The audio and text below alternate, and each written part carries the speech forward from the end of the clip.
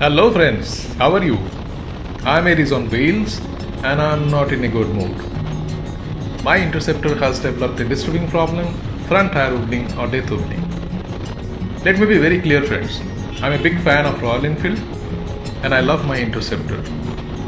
This motorcycle has got a gem of an engine, but even after almost 2 years of its sale, the service centers have not improved themselves to offer quality service to this motorcycle. There are many issues that has been reported worldwide, but as most of them were not major, we riders ignored them. But Royal Enfield must understand that this front tire wobbling is being reported by many users all over the world, and this is not a minor issue. In the long run, this is going to lower the confidence of the riders.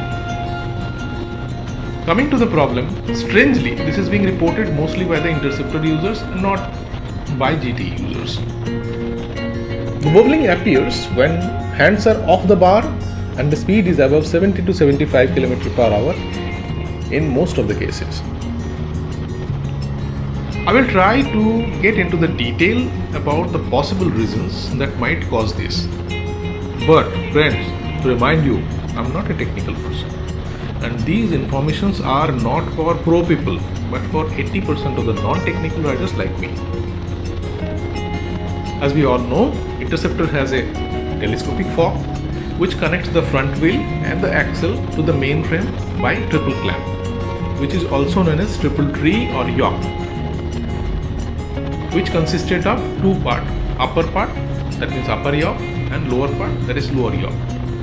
This upper and lower yoke are connected by steering stem or T-stem.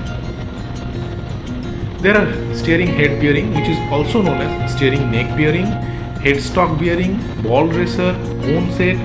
In Interceptor, these are tapered roller bearing. They stay between T-stem and yoke or the triple clamp and provide smooth and stable steering for the front end.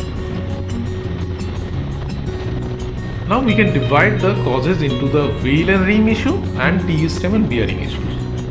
Before exploring the reasons for the front tire wobbling, the tire pressure should be the recommended one. That is 32 psi for the front and 36 psi for the rear. If there is pillion, it should be 39. Rims are spoked in Interceptor. With time, the spokes may get loosened. So if one side is loosened and the other side is tightened, there will be uneven pull and it gets untrue. A truing corrects this problem.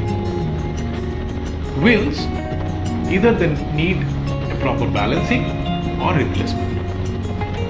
After changing into a new tire, it should always be balanced. An unevenly worn tire or an aged tire must be replaced. T-stem. A loose T-stem and an over-tightened one, both are bad. A proper checking of the T-stem, greasing, oiling and retightening the nut with torque wrench following recommended torque only should be done.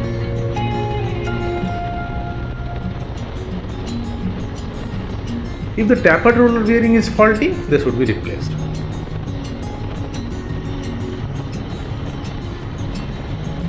Due to time constraint, I am not able to go this week, but will go next week to the service center to get my vehicle inspected for all the reasons one by one and will get it corrected.